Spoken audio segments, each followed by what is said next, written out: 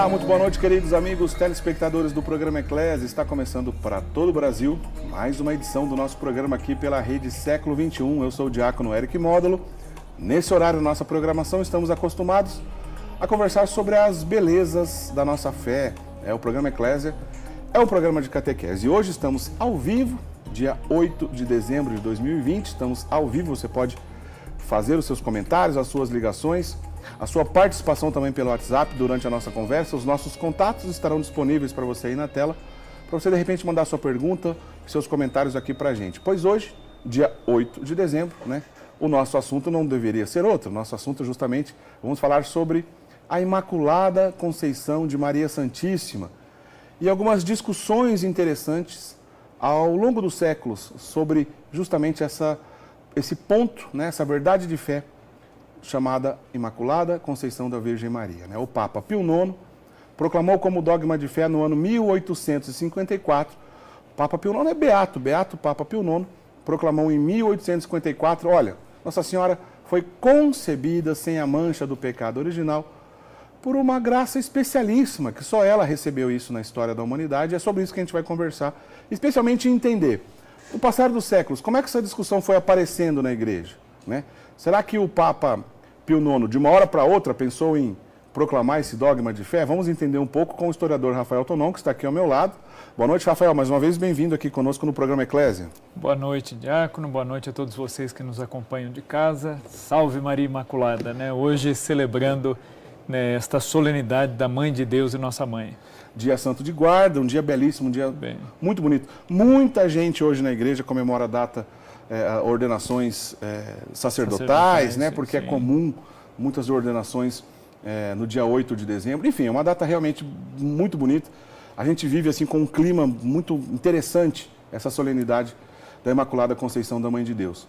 Agora, Rafael, o conceito, nós vamos conversar sobre o conceito ao longo dos comentários sobre a discussão na história, mas vamos lá atrás, logo nos primeiros séculos, naquelas primeiras discussões teológicas na igreja, num período onde foi muito pautado, inclusive pela discussão sobre a pessoa de Cristo, nosso Senhor Jesus Cristo, nos primeiros séculos. Essa discussão, se Nossa Senhora nasceu ou não sem a mancha do pecado original, estava presente lá no início mesmo da igreja? Ela já começa a aparecer já no início por conta de Cristo, sempre associado a Cristo. O Papa Paulo VI, ele escreveu em 67 a encíclica Marialis Cultus, Para os devotos de Nossa Senhora é um dever moral ler a encíclica Marialis Cultus aí do Paulo VI, que é belíssima e tem um conteúdo interessantíssimo. E o Paulo VI ele diz o seguinte, ele diz assim, em Maria tudo se refere a Cristo e dele depende. Então, quer dizer, esse é o primeiro pressuposto para se falar na igreja, de qualquer discussão teológica, devocional, do amor que nós devemos ter a Maria. Tudo está submetido a Cristo, Em Maria tudo se refere a Cristo e dele depende. E como tudo se refere a Cristo e dele depende, até as discussões teológicas dele dependem. Por quê? Num primeiro momento do cristianismo, não houve assim uma preocupação muito grande da igreja em definir muito claramente os dogmas marianos. Por quê? Porque a igreja ela só define os dogmas na medida em que estas verdades da fé cristã vão se tornando obscuras por algum problema, algum mau entendimento, alguma má interpretação, e aí a igreja se vê na necessidade de definir isso como dogma e fechar a questão. Então, por exemplo, hoje em dia na Igreja Católica, muita coisa ainda são questões abertas, que podem ser discutidas livremente pelos teólogos, porque não são questões que, digamos assim, afetam a relação do fiel com Deus, não afetam a salvação. A partir do momento que isso começar a afetar, aí a igreja tem que definir. Então, lá no começo, o grande problema estava relacionado à pessoa de Cristo. Por quê? As interpretações, o entendimento a respeito da pessoa de Cristo, ele já nos primeiros séculos começou a causar uma série de discussões. Primeiro, Cristo ele é realmente homem? Será que ele não é só Deus com uma aparência de homem, mas não é homem de verdade? Outros já diziam, não, ele é somente homem e é chamado filho de Deus num sentido figurado, como sendo um profeta muito... Então, as primeiras heresias foram heresias cristológicas, que que atacavam a pessoa de Cristo. Por por atacar Cristo, acabou, por tabela, atingindo a mãe. Senhora. É por isso que o primeiro dogma, dos 4 dogmas que a igreja já proclamou sobre Nossa Senhora, o primeiro é justamente Maria, Mãe de Deus. Sim, né, exatamente. Que tem tudo a ver com essa discussão teológica a maternidade sobre Jesus, divina. né? Sim, sim. Porque o que acontece? Já lá na igreja primitiva, né, nos primeiros séculos, qual é o grande questionamento que vai aparecer? Como que Maria pode ser mãe de Deus se Deus é eterno? Deus existe antes do tempo. E como que Maria, que é criatura, pode ser mãe de Deus que é eterno? Então, Maria, aí vem a afirmação herética. Maria é mãe do homem, Jesus, mas não é mãe de Deus. E aí o que a igreja vai definir? Não tem como dissociar o homem Jesus do Deus encarnado, a segunda pessoa da Trindade. Entendeu? Então, se Maria é mãe de Deus no tempo, ela é também na eternidade. Estando ela agora na eternidade, ela é mãe. Ela foi mãe aqui e continua sendo mãe lá. Né? E é até curioso, né, que essa heresia em relação à pessoa de Maria Santíssima, lá no começo, né, ela foi alvo de discussão no Concílio de Éfeso. Né? E no Concílio de Éfeso foram os legados do Papa, né? O Papa na época mandou os seus legados de Roma para agir, né, com plenos poderes em seu nome, e o episcopado, os bispos do mundo todo, da maneira como puderam, se dirigiram até Éfeso. E aí é interessante que a devoção, o sensus fidei, o que é o sensus fidei? É aquilo que Santo Agostinho diz que está presente na igreja. Há um senso da fé verdadeiramente católica presente nos fiéis. Mesmo que os fiéis não saibam teologia, não saibam discutir toda aquela terminologia complicada da teologia, há um senso do que é a verdade da fé, a verdade católica, a verdade universalmente revelada por Deus. E aí é interessante que em Éfeso, o que acontece? Na votação final, né, para a definição do dogma, e aí, Maria é mãe do homem Cristo ou é mãe do Deus e homem Jesus Cristo, né? É interessante que enquanto os bispos estavam dentro da igreja reunidos, o povo estava do lado de fora batendo os seus porretes no chão, dando a entender aos bispos que ai deles se ousassem, né, dizer que Maria não é mãe de Deus, né? E eles gritavam do lado de fora, Theotokos, Theotokos, e batiam esses porretes, né?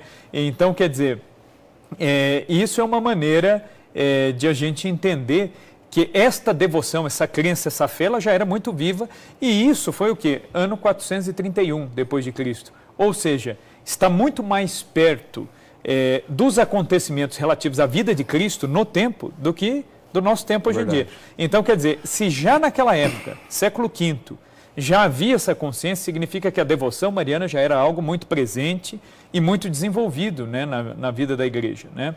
E isso se refere também à questão da Imaculada Conceição, porque muita gente pensa assim, a Imaculada Conceição ela foi definida só em 1854, quando Pio IX proclamou o dogma. Parece que a igreja criou isso. Não, a igreja, quando ela proclama um dogma, ela só reconhece uma verdade de fé que sempre esteve presente na revelação desde o início, né? Só que em algum momento esta verdade foi sendo ou atacada, ou esquecida, ou sendo alvo de heresias, e aí a igreja ela se vê no dever, como mãe e mestra, de educar e de cuidar e de zelar pela vida dos seus filhos, e aí vem a definição dogmática, que é o que o Pio IX fez. Quer dizer, aqui mais perto da nossa geração, 1854, foi esse momento que a igreja esclareceu, apontou, né, chancelou uma verdade de fé que sempre existiu e que está continuando a revelação divina. A igreja não inventou, né? Então, ano 431, a igreja proclamou o dogma Maria, Mãe de Deus, Theotokos.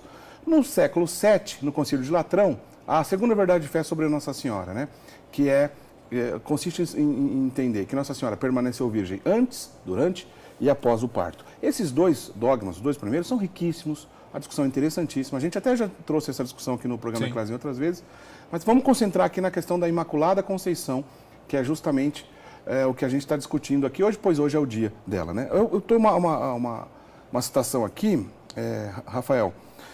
No século III, né, Hipólito de Roma, um personagem da patrística, né, ele vai chamar Maria de madeira incorruptível, e Orígenes, que também é do século III, chama ela de toda santa. Quer dizer, essa ideia de incorrupção, madeira incorruptível, de toda santa, da plenitude da santidade e da graça nela, não é coisa nova. Lá nessa discussão no início, também já estava presente. Ainda que naquele momento as forças estavam voltadas para questões cristológicas, a ponto do Concílio de Éfeso dar atenção para o dogma Maria, Mãe de Deus, não exclui que a discussão de Nossa Senhora toda pura também estava naquele momento, naqueles primeiros séculos, né? Sim, ela já aparece. Na verdade, né, quando a gente ouve falar dos autores da patrística, parece que isso veio deles, mas isso não vem deles. Na verdade, a primeira base teológica para se falar na Imaculada Conceição, ela está lá no Antigo Testamento, nas profecias a respeito da salvação, a respeito do Messias, né? E a profecia mais remota vai aparecer no livro do Gênesis, né? Depois que Deus expulsa, né, Adão e Eva, né, vem a punição pelo pecado, a punição que já era prevista, né? Deus, ele havia dito, ele deu liberdade ao homem e disse, deste fruto não comereis, né? Então, Deus jamais cobra ou imputa alguma coisa ao homem sem antes dar todas as condições de conhecer o que é a sua vontade, né? Então, Deus fez isso com Adão. Adão conhecia a vontade de Deus e deliberadamente recusou essa vontade. Aí entra o pecado original no mundo, que cria uma misteriosa solidariedade. Isso é interessante. O Catecismo da Igreja Católica, ele diz que o pecado original ele se transmite de maneira misteriosa. Isso é verdade, né? Basta a gente pensar, né? Você é pai, eu também sou pai. A gente olha os nossos filhos quando são pequenos, né? Eu tenho um bebê de 1 ano e 2 meses, né? O Vicente lá, eu olho. É uma criança adorável, você fala, poxa, né?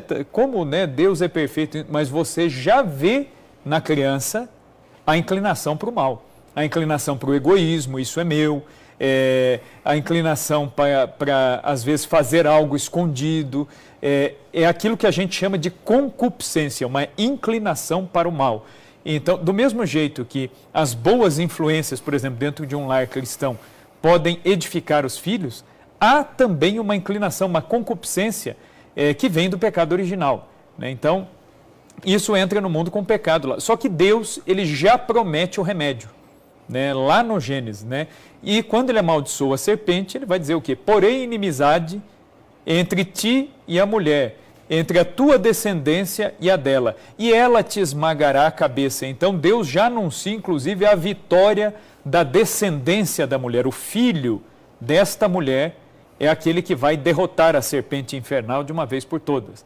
Então, quer dizer, se entra o pecado, já vem a promessa de um Messias, de um Salvador. Então, é a primeira menção que se faz da Virgem Maria, a mulher, né?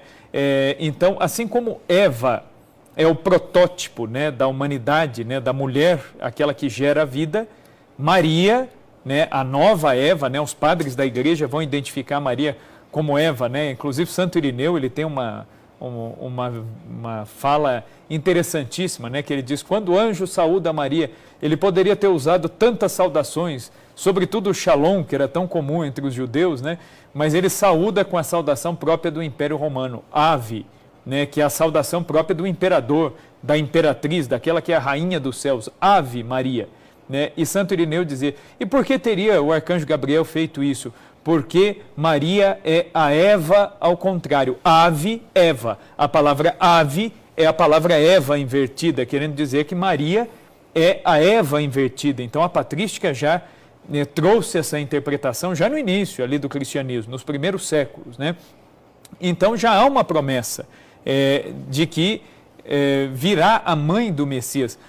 Depois a mãe de Samuel, né, a profetisa, que também canta, né, um canto de júbilo, profetizando aí o que acontecerá com o povo judeu, ela fala da salvação. E é curioso que o canto de Ana no Antigo Testamento é o canto que era conhecido por Maria, tanto que Maria se inspira no canto de Ana ao entoar o Magnífica, que o Magnífica que Nossa Senhora entoa, aparece lá no Evangelho de São Lucas, no comecinho, ele é uma releitura do canto de Ana, no Antigo Testamento. Então já há várias profecias falando, né, do Messias e falando da mãe do Messias. O próprio São Paulo vai dizer, na plenitude dos tempos, né, veio Cristo, o Salvador, nascido de mulher. É esta mulher que São Paulo fala, é a nova mulher, né? A primeira mulher caiu, usando mal a sua liberdade, mas a segunda mulher, ela ergue a humanidade inteira com seu sim, né? E aí vem esse aspecto da Imaculada. E outras tantas profecias que já falam disso. Agora, se a gente for pensar num fundamento teológico mais direto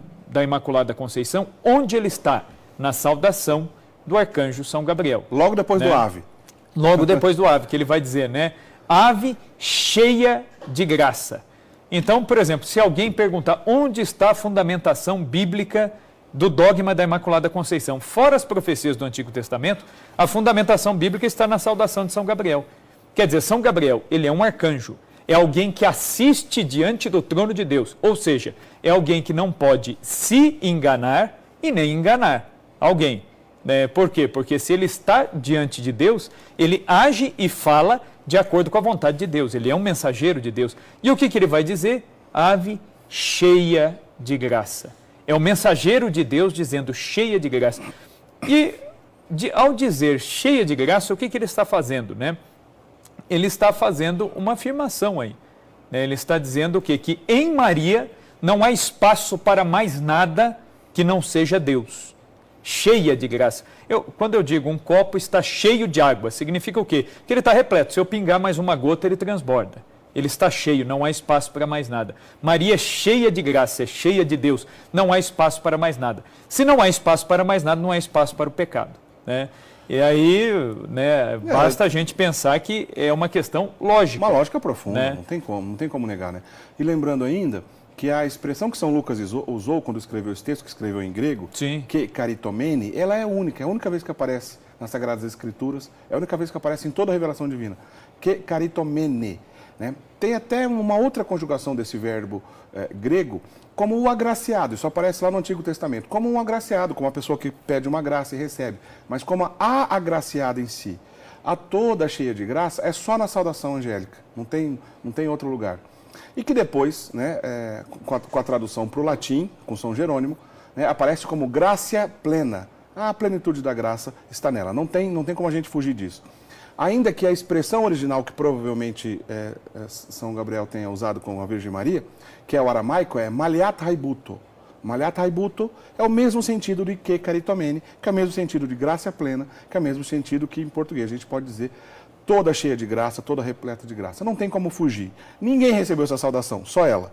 Né? E no aramaico ainda, né, uma vez eu li até um comentário de um teólogo dizendo assim que o aramaico, ele traz, essa expressão aramaica, ela é até mais rica do que as outras traduções, porque no aramaico, né, que é a língua que São Gabriel usou, a língua que Nossa Senhora falava, significa justamente isso, que em você não há espaço para mais nada, você é toda de Deus, cheia de Deus. Então, quer dizer, imagine, né, uma criatura divina, né, angélica, dizendo isso, né, isso demonstra a própria admiração do próprio arcanjo, né, quer dizer, estar cheio de Deus é algo próprio de quem está diante de Deus. E como que eu posso encontrar isso na Terra?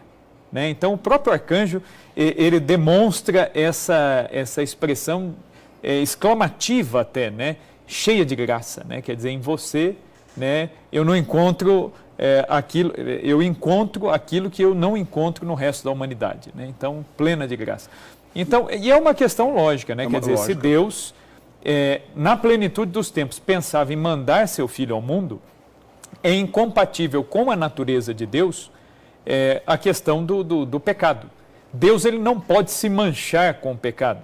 Então, ele não poderia ser gerado, ele não poderia ser vestido de carne por uma carne pecadora, por uma carne tocada pelo pecado. É uma questão lógica. Santo Afonso de Ligório diz algo muito interessante. Santo Afonso dizia assim, na obra da redenção, se Deus quisesse aparecer, né, se Cristo quisesse aparecer já adulto no mundo, ele poderia ter aparecido e ter feito a obra da redenção assim, mas ele quis para si uma mãe e ele quis redimir a vida humana do começo ao fim.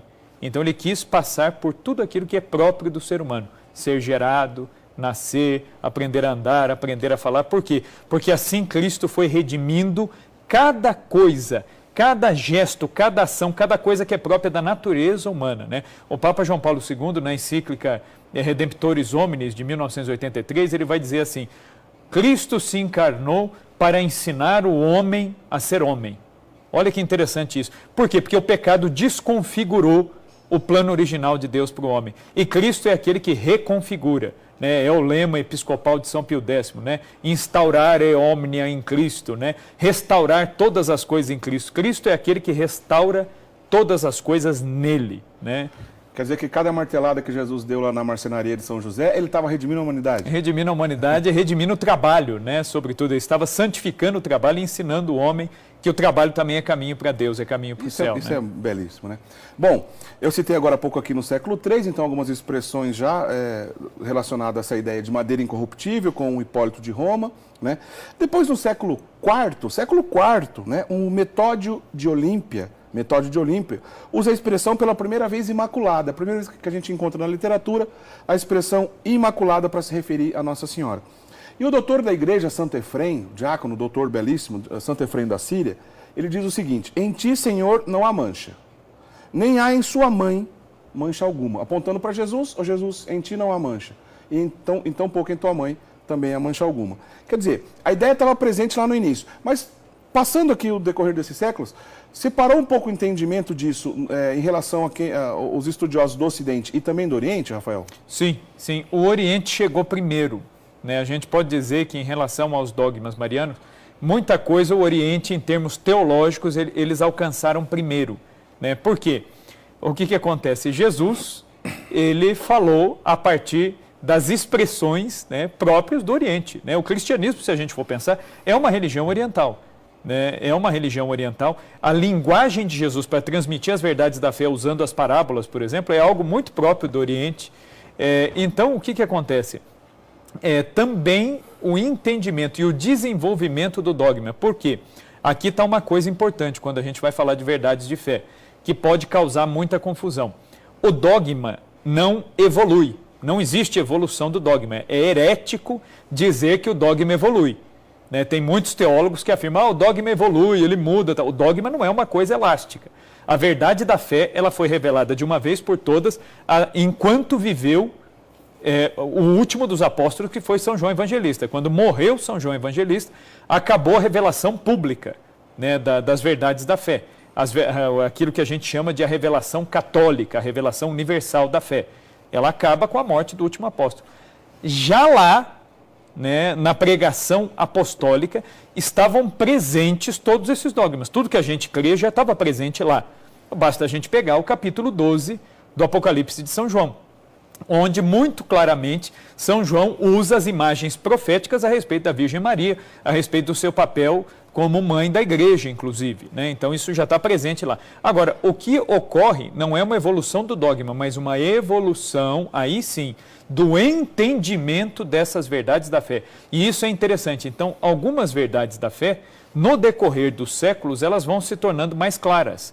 E isso também tem muito a ver com a contingência histórica, né, da época. Então, dependendo do que vai acontecendo a cada tempo, a cada época, né, Deus vai permitindo que a igreja vá tomando e vá desenvolvendo uma consciência maior. A gente vê isso no desenvolvimento da teologia, os próprios, né, padres da igreja, né, já no início.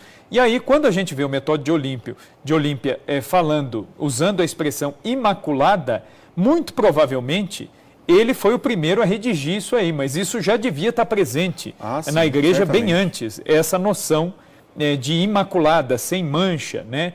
Que como eu disse, uma exigência lógica para a concepção do Filho de Deus, que não poderia ser tocado pelo pecado. Basta a gente pensar o seguinte, a gente vê pelo relato evangélico, quem é o pai de Jesus? O pai é Deus. E quem gera, né, o Filho no seio de Maria Santíssima é o Espírito Santo, né? Por isso que nós dizemos que Maria é a filha predileta de Deus Pai, a mãe de Deus Filho e a esposa do Espírito Santo. Nenhum ser humano esteve tão unido à Trindade como ela. Quer dizer, se nós juntarmos os méritos de todos os santos que já existiram, daqueles que existem, daqueles que existirão, mesmo juntando tudo isso, nada se iguala às graças que Maria, sozinha, recebeu de Deus, né? E ela recebeu todas essas graças em vista de Cristo. Isso já era muito presente, essa consciência já era muito presente. E os bizantinos desenvolveram isso através dos cantos. É muito interessante, basta a gente pegar a liturgia dos bizantinos. Os cânticos dos bizantinos já exaltam mesmo os dogmas que não eram proclamados. Especialmente no século VI. No século VI já se fala da Imaculada Conceição. A maternidade divina já era um dogma definido, então ela já era um dogma muito presente nas orações, nos cantos e tudo mais, nos ícones, sobretudo. A gente pode ver que a iconografia bizantina, ela exalta sobretudo a questão da maternidade divina. A virgindade perpétua ela já aparece por conta até das cores das vestes, né? A gente vê comumente nos ícones, né? Nossa Senhora é representada muito com o azul, que evoca a maternidade, o vermelho, que evoca a virgindade, né, perpétua. Então, basta a gente pensar, por exemplo, no ícone de Nossa Senhora do Perpétuo Socorro, que é muito conhecido aqui no Ocidente, inclusive, mas é um ícone bizantino. É verdade. Nossa Senhora ela está vestida de azul e vermelho, né, que evoca o que? A maternidade e a virgindade. E a Imaculada Conceição, ela aparece como? Através, sobretudo, do branco, por exemplo, nos ícones. A pureza, né? A questão da pureza, a questão do filho que olha para a mãe. Nos ícones, era muito comum o menino Jesus depositar as suas mãos sobre as mãos da mãe.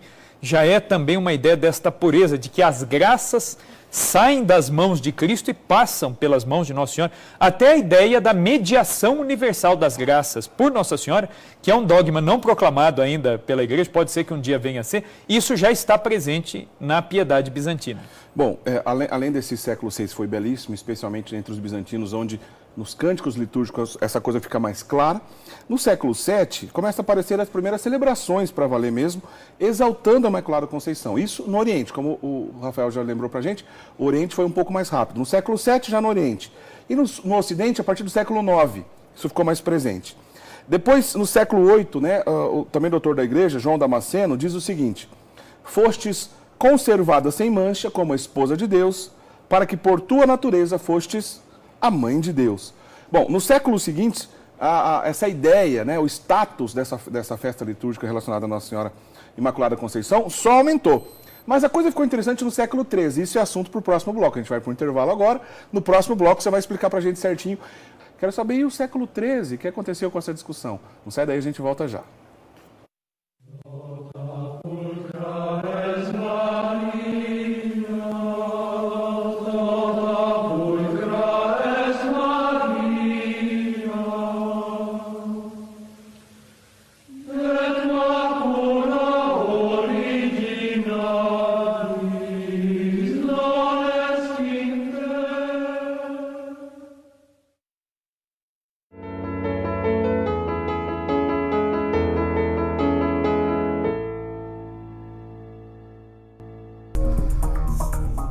Estamos de volta com o nosso programa Eclésia dessa noite. O programa Eclésia é um programa de catequese e assuntos relacionados à Nossa Senhora é sempre pauta aqui do nosso programa, né? A gente já falou muitas ocasiões sobre os dogmas marianos. Hoje é um desses dias, porque hoje, dia 8 de dezembro, é o dia de lembrar um desses dogmas, né? Talvez o mais belo, mais discutido na história de toda a Igreja, a Imaculada Conceição da Virgem Maria.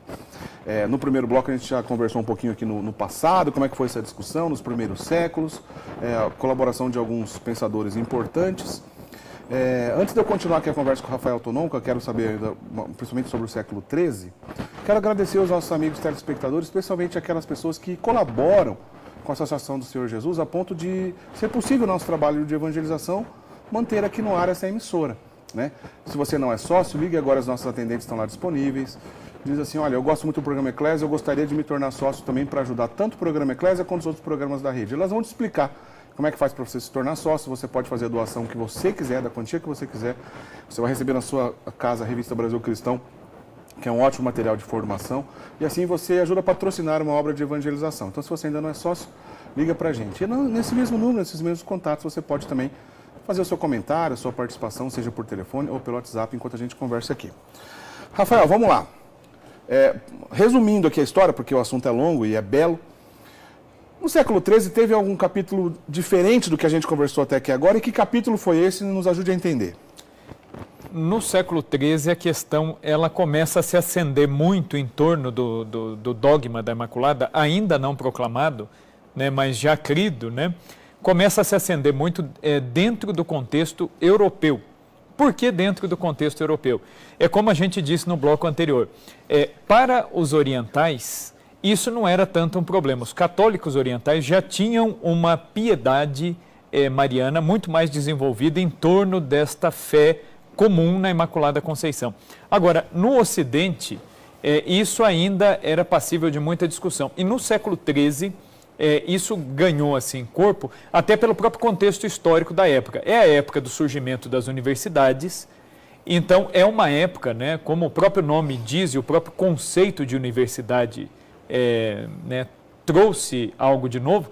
O que é uma universidade? É um universo de ideias, de discussões, é a busca do conhecimento de uma maneira até mais compartilhada, né? Então, quer dizer, é aquele germe, é o início ali da vida universitária. E isso aí trouxe uma série de discussões mesmo, né? Então, por exemplo, a teologia, ela era esmiuçada nos mínimos detalhes. Então, quando se pegava um tema teológico, geralmente, né, na Idade Média, era um costume de se fazer as famosas questione disputate, né? O que eram as questões disputadas, né? Geralmente um professor colocava lá uma questão, colocava ali os argumentos e, em geral, debatia, né, com outro professor, e às vezes até os alunos instigavam professores a debaterem entre si. É o caso, por exemplo, de Santo Tomás de Aquino. Santo Tomás de Aquino, que era e é até hoje, né, a mente talvez a mais brilhante, né, das mentes em termos de teologia na igreja.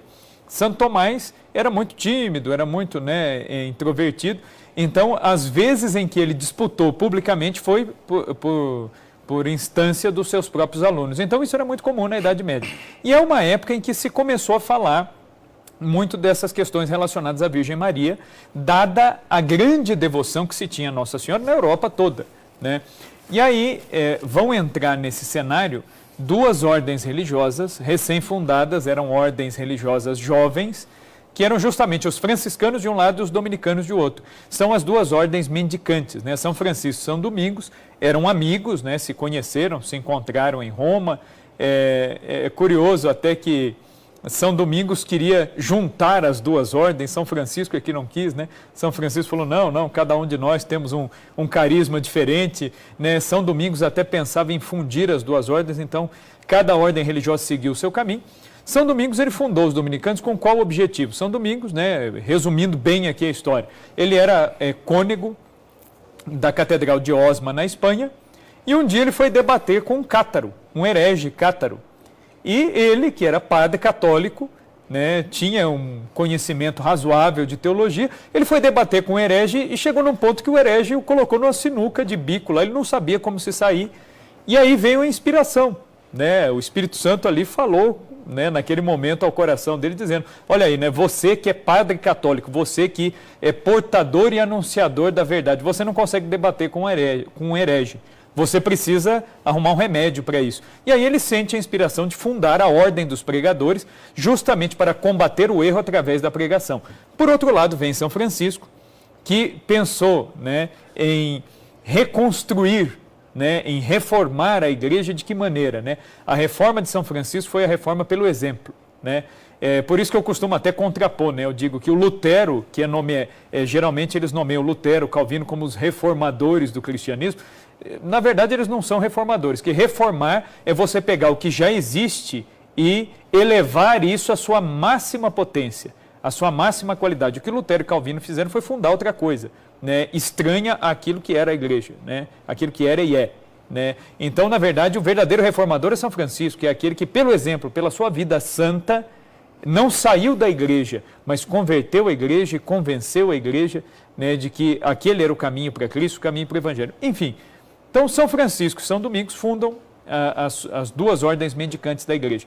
Os dominicanos se aplicam muito na teologia e começaram a entrar nesse debate da Imaculada Conceição, que na época, como não era dogma proclamado, era uma opinião geral entre os dominicanos de que Maria não era concebida sem pecado original. A ideia era de que Maria, ao receber a anunciação do anjo, ela recebeu uma graça de santificação muito elevada, muito acima do comum, né, das pessoas, tanto do Antigo Testamento quanto do Novo Testamento, mas não era uma preservação total e completa do pecado. Os franciscanos, por outro lado, já mais afinados e mais próximos daquela fé que já era bastante solidificada no Oriente de que Maria foi preservada do pecado original. Desde o primeiro instante da sua concepção, os franciscanos se aplicaram muito em pregar a Imaculada Conceição da Virgem Maria. Então, as missões franciscanas fizeram isso desde o início, né? E os dominicanos já não. Os dominicanos, eles discutiam, levavam mais para uma questão teológica e diziam, não, essa questão de Deus preservar Maria do pecado não é uma condição necessária para a salvação. Deus pode muito bem gerar o seu Filho preservando Cristo, né? Se Deus pôde criar o mundo do nada, por que ele não pode preservar o Filho dele do pecado tendo contato com uma mãe pecadora, que o gerou, foi santificada e o gerou a partir dessa carne pecadora? E os franciscanos já diziam, não, né, isso é impossível, por uma exigência lógica. Deus, que é santo, ele quer para si, né, algo que seja santo, né? Então ele foi gerado e vestido de uma carne santa. Então Cristo foi todo santo, né? E isso não de maneira miraculosa, mas de maneira natural. A concepção de Cristo é miraculosa, mas a geração, ela é uma geração como de todos nós homens, né? Foi gerado no ventre da sua mãe, passou por todas as fases de desenvolvimento de um bebê normal. Então, quer dizer, ele recebeu de Maria, né, esta carne sem pecado, né? Isso os franciscanos defendiam. E essa discussão teve um ápice? Teve um personagem para a gente olhar e falar assim, olha, aqui que a coisa se resolveu? Tem até mais de um, mas o que mais se destaca, né, na ordem franciscana, sobretudo, vai ser o Beato Duns Scoto, que é chamado de o doutor imaculatista ou doutor marial, né? O Duns Scoto, o que ele vai fazer? Ele começa a buscar uma argumentação lógica, até do ponto de vista filosófico, né? Que é interessante, porque o que é filosofia, né? Quando a gente pensa, né, na fé, a gente fala muito da teologia, mas a gente se esquece que a base para explicar, expor a matéria teológica, a matéria de fé, é a filosofia. Então, a filosofia, ela oferece os instrumentos lógicos, os instrumentos racionais para você expor as verdades da fé. Por isso que Santo Tomás de Aquino dizia que a filosofia é a serva da teologia, né? É aquela que serve, mas não no sentido pejorativo. Ela serve dando acesso, ela faz com que a verdade da fé se transmita e chegue racionalmente, né, às pessoas, de maneira aceitável, de maneira compreensível, né, de maneira lógica, né? E aí o Duns Scoto, o que ele dizia, né? Ele apresentou diversos argumentos, né? Mas o principal argumento dele era o seguinte, ele dizia assim, por que Maria é imaculada desde o primeiro instante da sua concepção? Porque Deus é todo-poderoso, Deus é onipotente, Deus é onisciente, Deus é onipresente. Deus podia, Deus queria, portanto Deus o fez. Né? É muito simples, né? Hoje em dia parece muito lógico, né, a gente afirmar isso porque o dogma já está proclamado, mas na época não era tão evidente assim. E o Duns Scoto, né, ele tem uma sacada, né, numa dessas discussões, ele estava discutindo com mais de um teólogo dominicano e ele silenciou esses teólogos dando um exemplo muito simples, né? Ele perguntou para um dos que estavam discutindo com ele, ele falou assim, bom, o pecado é uma coisa boa ou ruim? E aí o interlocutor dele disse, é óbvio que é ruim, por natureza o pecado é algo mau, por essência. Ele falou, então, se você pudesse se preservar do pecado, você se preservaria se você tivesse esse poder? Né, o teólogo lá, o interlocutor dele disse, é claro, se eu tivesse esse poder eu me preservaria.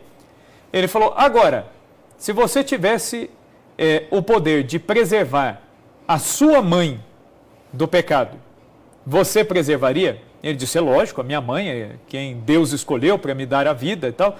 Ele falou, então, se você que é humano, se tivesse poder, preservaria a sua mãe do pecado, por que Cristo, que é Deus, não faria isso com a própria mãe dele? Né? E aí o Duns Scoto, ele, né, formidável essa visão que ele desenvolve, que depois ela vai ser retomada pelos grandes santos, os grandes mariólogos que vão vir, sobretudo no século XVIII, São Luís de Montfort e Santo Afonso de Ligório. Né? O que o Duns Scoto ele vai desenvolver? Que é aquela ideia de que Deus criou um paraíso para Adão e Eva. E esse paraíso ele chamou de Éden. Só que Adão e Eva desprezaram pelo mau uso da sua liberdade esse paraíso que Deus criou. E quando Deus veio para redimir a humanidade pela mesma porta pela qual o pecado entra, o pecado sai, porque Deus vence sempre. Então, Duns Scotus vai dizer, quando Deus refaz, reconstitui, redime esta humanidade, ele recria para si um novo paraíso, ao qual ele deu o nome de Maria. Maria é o paraíso de Deus. O Éden era o paraíso de Adão e Eva. Maria é o paraíso de Deus, onde Deus encontra as suas delícias, porque lá está aquela que é cheia de graça. Nela não há espaço para o pecado.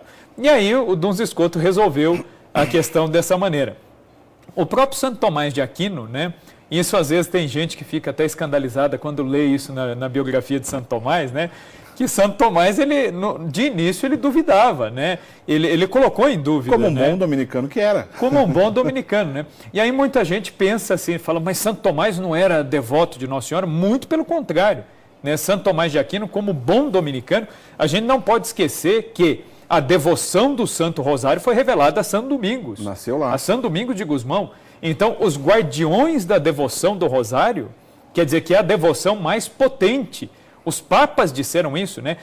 Entre todas as devoções, a que ocupa o primeiro lugar entre todos é o Rosário, né? Na história da Igreja Católica, nunca os papas falaram e recomendaram e enriqueceram com tantas indulgências e graças espirituais uma devoção como é o Rosário. E o Rosário nasceu na ordem dominicana. Então, os dominicanos, eles são marianos, por essência. A gente não pode pensar que os dominicanos estavam combatendo o dogma da Imaculada Conceição, então não eram devotos de Nossa Senhora. Eram, é que não era definido ainda como dogma. E como bons teólogos, eles discutiam, eles esmiuçavam a questão. E, inclusive, os questionamentos feitos por eles é que ajudaram a Igreja a chegar a um refinamento tão grande daquilo que é a verdade revelada nas Sagradas Escrituras e na tradição da Igreja. Exatamente, ao ponto que Tomás de Aquino, ainda que um momento da sua vida, ele não reconhecia ou não aceitava essa verdade de fé, que ainda não tinha sido proclamado, que é claro, porque se tivesse sido proclamado, isso não estaria nem sendo discutido, sim, sim. Né? Que ainda naquele período não tinha sido proclamado como dogma de fé. Ainda que Tomás de Aquino tenha dificuldade, ou teve dificuldades para aceitar isso, no final da vida ele reconhece. No fim da vida ele retroage, ele mesmo chega a falar um pouco antes de morrer que ele estava errado, né? E é curioso, porque Santo Tomás, quando que ele vai reconhecer, vamos dizer, o erro de conclusão dele? Com uma das últimas experiências místicas que ele teve, né? Que é uma experiência até anedótica, né? O pessoal, quando lê a vida de Santo Tomás, acha curioso isso. Ele estava escrevendo a Suma, né? Estava já quase no fim, né? Na verdade, ele já nem escrevia mais, ele ditava, né?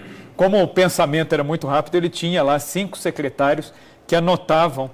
E o principal secretário de Santo Tomás era o Frei Reginaldo de Piperno, né? Que foi, inclusive, o que escreveu a primeira biografia, né, de Santo Tomás de Aquino. E o Frei Reginaldo, ele disse o seguinte, que Santo Tomás ele chegou num ponto em que ele estava numa questão teológica muito difícil e ele tinha o costume de sempre celebrar uma missa e depois assistir outra em ação de graças, por ter podido celebrar os sagrados mistérios. E aí, num determinado dia, ele celebrou a missa dele, assistiu outra e pedindo insistentemente a Nosso Senhor uma solução para esse problema teológico, a solução não vinha. O que ele fez? Ele enfiou a cabeça dentro do sacrário e disse para Nosso Senhor que não tiraria a cabeça dali enquanto Nosso Senhor não iluminasse a sua mente suficientemente para ele entender aquele mistério. O que aconteceu? Ele entendeu aquele mistério. Nosso Senhor deu a graça. Só que dali em diante, Santo Tomás quase não falou mais. Dali em diante até a sua morte. Ele morreu com 49 anos, ele morreu jovem. Ele não falou quase mais nada. E o Frei Reginaldo de Piperno questionou, ele falou assim, mas o senhor precisa terminar de ditar o que o senhor começou? Ele falou, eu não posso, porque tudo aquilo que eu disse, escrevi e ensinei é palha perto daquilo que é a realidade do céu. Ou seja, a experiência mística de Santo Tomás foi algo tão profundo que ele se recusou a escrever ou a ensinar. E aí é curioso que justamente nesse contexto dessa experiência mística é que ele vai admitir a Imaculada Conceição de Nossa Senhora. A ponto que ele não queria não só escrever, como que ele queria jogar fora o que ele tinha Ele queria escrito. jogar fora, ele queria queimar a Suma, né? Graças a Deus. Graças a Deus não deixaram, né, ele fazer isso. Então foi nesse contexto, após essa revelação, essa visão beatífica profunda que ele teve, foi aí que ele reconheceu que ele reconhece, ele a Imaculada volta Conceição de Maria. E aí começa a confusão dentro dos dominicanos, porque aí muitos teólogos que eram ex-alunos, inclusive de Santo Tomás, ficaram confusos. Disseram, não, mas pera lá, se o Frei Tomás, né, que é uma das mentes mais brilhantes que nós já vimos, e está dizendo que ela é imaculada, então isso começa a dividir um pouco as opiniões. Então, até isso foi servindo para refinar cada vez mais. E aí eu volto naquilo que eu disse no começo, o sensus fidei, o senso da fé presente no povo, ele respondeu muito bem a essa questão do dogma da Imaculada, porque os franciscanos, quando eles pregavam as suas missões e pregavam sobre a Imaculada Conceição de Nossa Senhora, o número de conversões sempre era muito maior. Então, quer dizer, os franciscanos, eles foram provando a igreja, de certa forma, através da eficácia das conversões que eles tinham, entendeu? Que Maria, de fato, era imaculada. E isso serviu de base para que os santos que vieram depois acabassem reafirmando isso. Por exemplo, Santo Afonso de Ligório, quando ele fundou os redentoristas, ele incluiu um quarto voto, né? Qual era o quarto voto? Defender até com o próprio sangue, se necessário for, a Imaculada Conceição da Virgem Maria. Santo Afonso ele fez esse voto e fez todos os redentoristas fazerem esse voto e até morrerem por esse voto antes da proclamação do dogma. Inclusive o Pio IX, quando vai escrever, né, a bula Inefabilis Deus, né, para proclamar o dogma da Imaculada Conceição, ele vai se basear muito na fala de Santo Afonso. Mas de onde Santo Afonso tira isso? Dos teólogos franciscanos e da praxis, da experiência da igreja, né, com essa devoção à Imaculada Conceição. Basta a gente pensar no Brasil, Frei Galvão ele curava os doentes de que maneira? A pílula de Frei Galvão, o que ela era? Um versinho do breviário, né, um versinho do ofício dos franciscanos, honrando a Imaculada Conceição de Nossa Senhora, dizendo que Maria foi sempre imaculada e permaneceu sempre virgem, antes do parto, durante o parto e depois do parto. E ele embrulhava isso aí, dava para as pessoas, falou, engula isso aqui, reze para Nossa Senhora, você vai ser curado. E aí, quer dizer, a maneira mais eficaz de você provar uma verdade de fé do que essa, quer dizer, as pessoas que estão invocando a intercessão de Nossa Senhora, chamando, né, invocando este mistério da Imaculada, eram curados, né? Então isso, de certa maneira, já é uma prova cabal de que Maria, de fato, é imaculada, né? Então só corroborava aquilo que já era a fé da igreja. Bom, de qualquer forma, o que a gente consegue entender disso tudo, que é uma riqueza extraordinária, que demandaria um tempo muito grande para a gente entrar nos pormenores. Bom, só essa questão do Frei Galvão. A ordem, né, da Imaculada Conceição, a qual o Frei Galvão, naquela época, né, já acolheu lá no Mosteiro da Luz, que ele construiu em São Paulo, que até hoje distribuem as pílulas de Frei Galvão, foi a primeira ordem feminina fundada sobre o carisma da Imaculada Conceição, em 1511, com Santa Beatriz. Em 1511, a Ordem da Imaculada Conceição. Em 1673, a primeira ordem masculina dedicada a esse mistério. Né? Entre as ordens femininas, a Ordem da Imaculada Conceição, em 1511. Antes disso ainda, no século XIV, o Papa Sisto IV, em 1477, 1477, aprovou uma missa e um ofício para toda a igreja. Mas os franciscanos já celebravam desde 1268. Né? Então os franciscanos já celebravam antes. Depois, em 1708, a festa é estendida para toda a igreja e fixada em 8 de dezembro, como é até hoje. Bom, o século XIX é riquíssimo em relação a isso, pois nós temos a aparição em 1830, né, relacionada a Nossa Senhora das Graças, foi assunto do Eclésia esses dias mesmo. Sim. Antes da proclamação do dogma, a medalha milagrosa, né, a Maria concebida sem pecado, rogai por nós que recorremos a vós. Uma segunda aparição que vai acontecer depois do dogma, 4 anos após, que é lá em Lourdes, onde a Nossa Senhora mesmo se apresenta, eu sou a Imaculada Conceição. Né? Então, assim, o assunto já estava encerrado, aí a coisa vai longe. Agora, para terminar, em um minutinho, queria que você contasse para a gente o episódio do exorcismo, justamente onde aconteceu um sinal interessante entre os dominicanos para que esse assunto se encerrasse de vez. Nosso tempo está acabando, mas vamos tentar, corre lá. Ó, lição de casa aí, quem está nos acompanhando de casa, procura na internet, vocês vão achar com facilidade, vários sites católicos trazem esse texto do exorcismo. 2 padres dominicanos, no século XVIII, foram fazer um exorcismo e estavam tendo uma grande dificuldade de expulsar os demônios. E aí, como bons teólogos, eles tiveram uma ideia bastante inusitada durante o exorcismo. O dogma da Imaculada não tinha sido proclamado. Eles resolveram perguntar aos demônios, era mais de um demônio que estava possuindo ali a pessoa, e eles resolveram, em nome de Jesus Cristo, constranger o demônio a falar sobre esse mistério da Imaculada. E os demônios suplicavam, eles uivavam, pedindo, né, para que eles rezassem o exorcismo. Falou, façam um ritual e nos expulsem de uma vez. Né? Nós preferimos ir embora do que ter que falar disso. E aí acendeu uma luz. Eles falaram, não, se eles não querem falar, então nós vamos falar. Não bastasse isso, os dois padres ainda ordenaram que os demônios falassem desse mistério da Imaculada Conceição em forma de poema, né? São exigentes ainda. E aí os demônios falaram em forma de poema, e é um poema lindíssimo. Isso que é mais interessante, porque até os demônios reconhecem esta verdade da fé, de que Maria foi concebida sem pecado. E aí os demônios proclamam o dogma da Imaculada Conceição, descrevendo com base bíblica. Por quê? Porque o demônio ele está presente, né, no universo, na humanidade, desde o início. Né? Então os demônios conhecem, mais do que nunca, a grande inimiga deles, que é aquela que vai esmagar a cabeça, aquela que vai derrotar o dragão, né, como nós vemos no Apocalipse 12. Então fica como lição de casa, procurem o texto desse exorcismo.